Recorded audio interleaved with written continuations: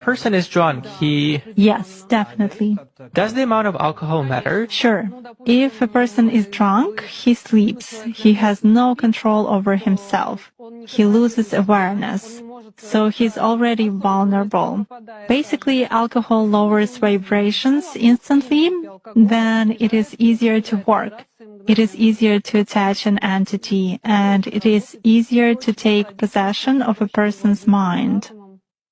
Does it mean that it's more difficult to influence a person if he keeps his thoughts in purity? Yes, absolutely. When faced with various religions, it is very difficult to influence Muslims. They are in a constant connection with the egregore.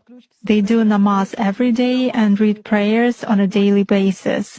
They are constantly under some kind of a dome, so it is very difficult to influence them. When you start impacting a person, he begins to address in a prayer. Indeed, many of them are very different from those who come to church only when everything is bad in their life. They come to pray, and then for 5 years they forget about God, some canons, and so on. Muslims, as a rule, passionately believe and passionately give energy to their egregore, and this egregore protects them very well. That's why it is very difficult to work to make any kind of influence on a true Muslim believer.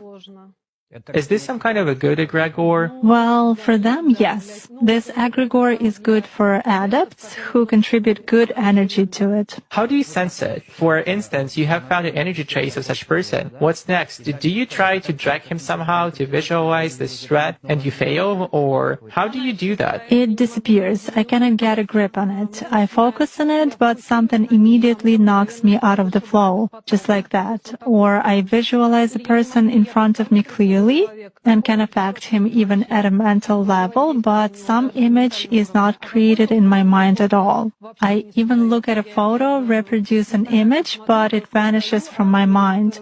Thus, I can clearly see that a person is covered with something. Does this only work with Muslims? It does for me.